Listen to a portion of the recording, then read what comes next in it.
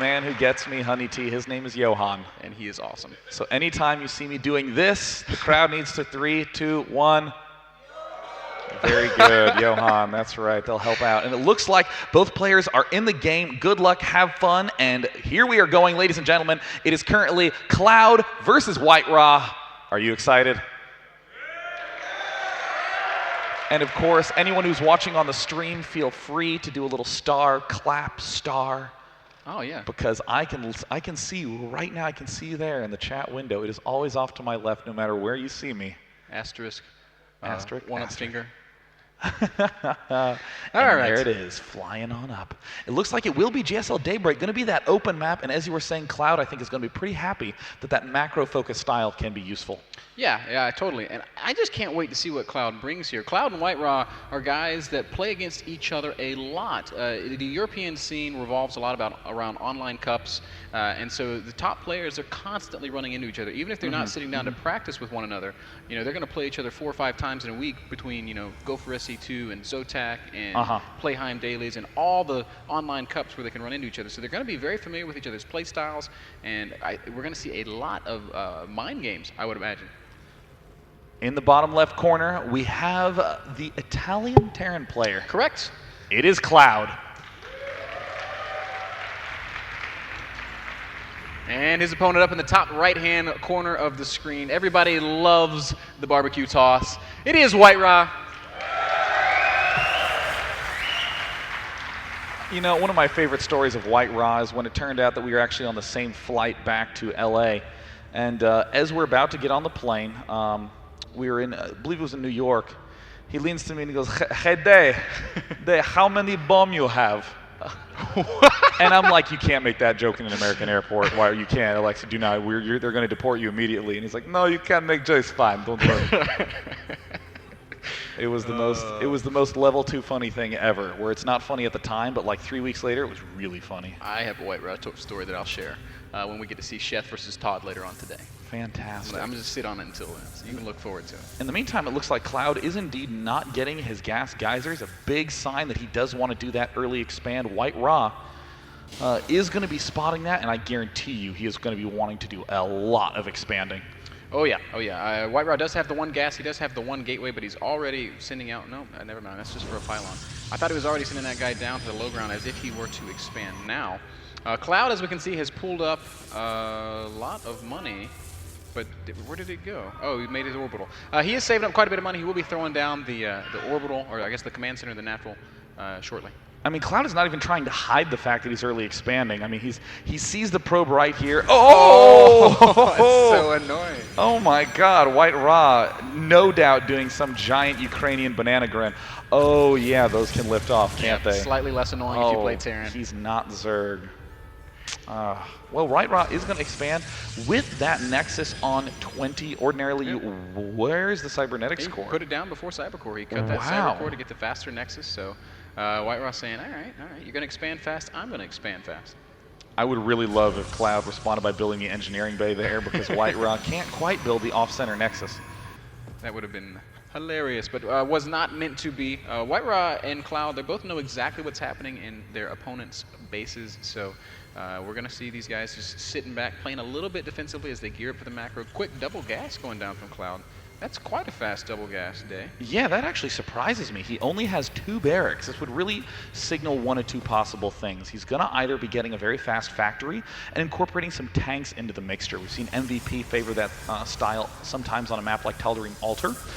Or he's going to be going for that very Select-esque, super fast starport. He can begin doing the drop harassment play right off the bat. White Raw, as we can see, devoting all of his chrono boost to those probes. One Zealot moving out towards the center of the map. White Raw doing a little bit of aggression, is even spending chrono boost on the Stalkers. It looks like not quite yet, but the gateway count is beginning to increase slowly. Yeah, ClouD is only mining gas with 2 SCVs in each, so what does that tell you? I'm trying to put it together, but I'm not quite seeing it. Well, I think this is a very common thing to happen when you build the refinery and you shift Q back to the mineral field on accident, and when it's done, you're like, well, I'll just put in 2. It does not make sense to me to get 2 geysers and put 2 in them. I mean, we can give him the benefit of the doubt and say perhaps he knows some very sophisticated timing that we do not, but it seems somewhat inefficient. The better solution would be to get a single geyser earlier and to toss 3 into it.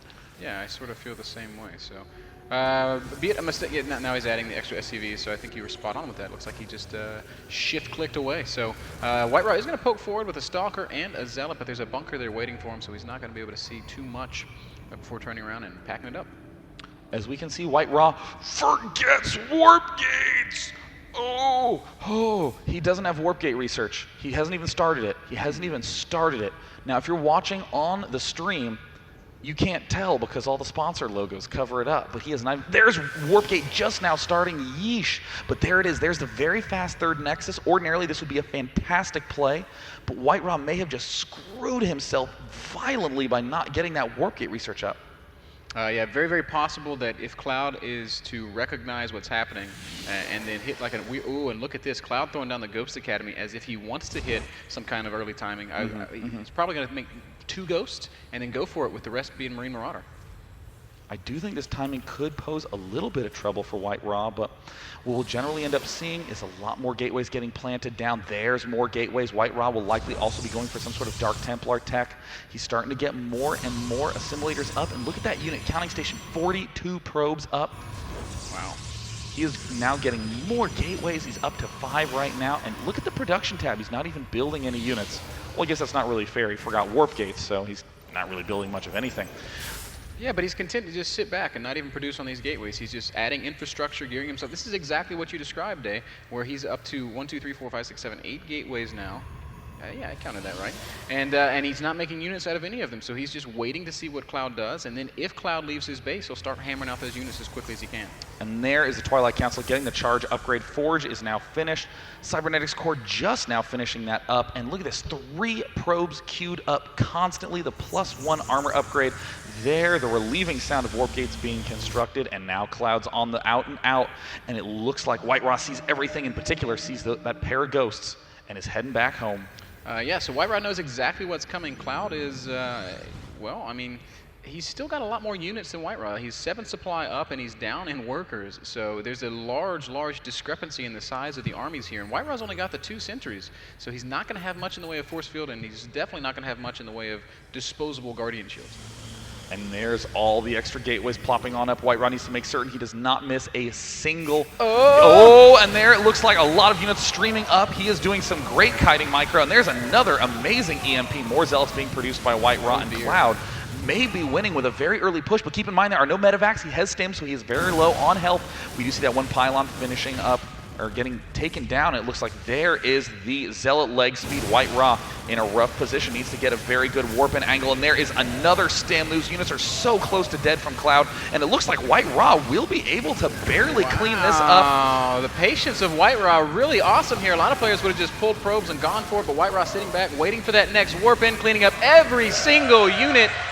And ClouD with a really nice timing push that could have done critical damage, instead just kills a couple gateway units and is now a base down against White Raw. Who's now at 58 probes. Now that that attack is finished, he's going to go back to chrono boosting out those probes nonstop.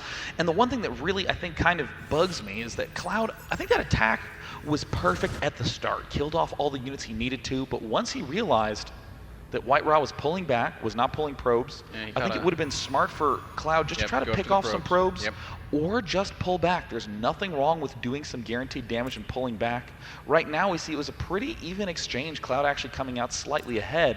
However, he could have come out quite far ahead had he not ran up to the high ground and committed those units to death. In terms of the trade, he comes out a little bit ahead, but we have to remember he was down a base for quite a long time.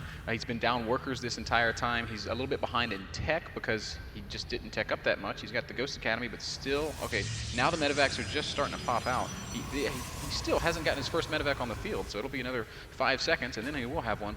But you know, he's been so delayed in getting up to these very important medevacs, whereas White Raw, he's got High Templar coming out. I think I saw Storm being researched. Yes, I did. +2 upgrades are coming as well, so White Raw is looking so strong, in my opinion. The big thing to note, Robo Facility hasn't even been started. You don't even see a robotics. Okay, you know what? There it is. You know what? I can't come out of that clean. Guys, hasn't even been started except for this one. That's building a warp prism. Oh, thank God he's building the cool unit at least. We can say he hasn't put down a Robo Bay though, so not completely off the mark. No Colossus tech for White Raw coming anytime soon. Instead, he's going to get this warp prism, and he's going to rely on a gateway-based army. And I love gateway-based armies. They reward mobility and positioning and things like that. And look at this, pylons being planted all over the map for White Raw, making sure that he can warp in at any angle, spot any of those medevacs coming in. There is the Robo Bay also incoming. With this one Warp Prism popping on out, he will be able to do some of the infamous Warp Prism harass, or even more simply, have all of those High Templar loaded up into the Warp Prism. Oh, is he going for Storm Drop? Oh, is this Brood War? It is not, Mr. Bitter. This is real life. This is real life, but look at this Warp Prism walking just past the vision of ClouD, and unfortunately ClouD does not spot this drop coming, and oh, Sean. Oh, Sean! Oh, no.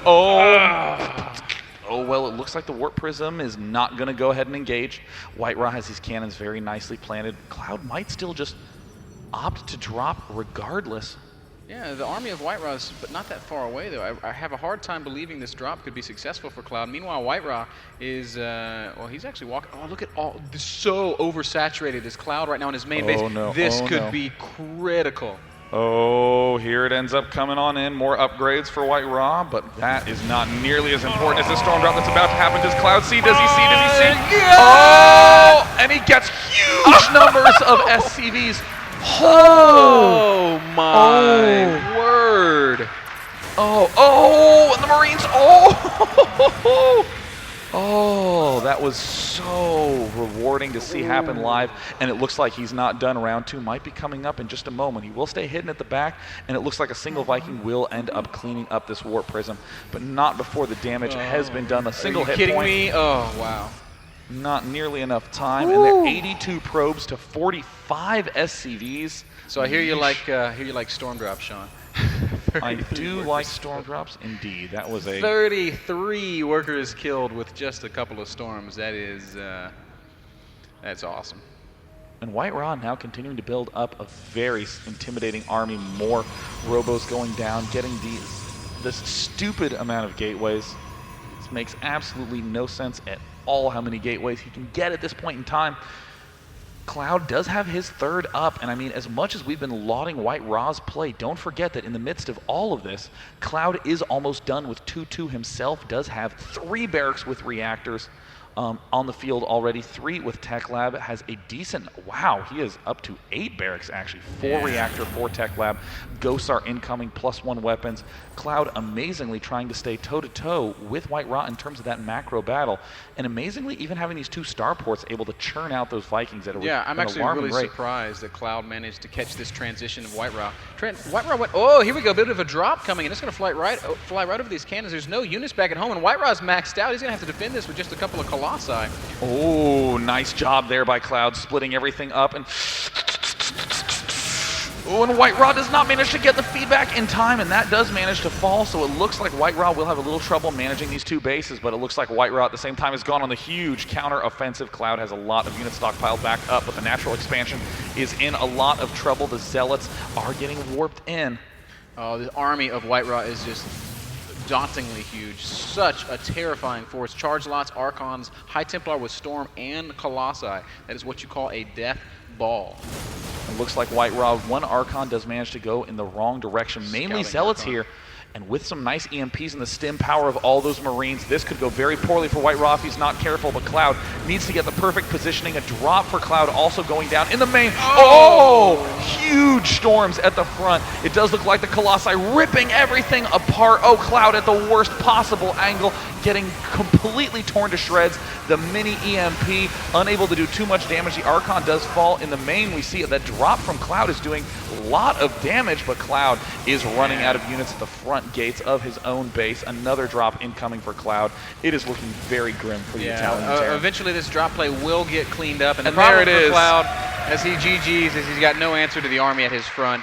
And White Raw, a little bit of a fan favorite here, takes game number 1. And you know, it's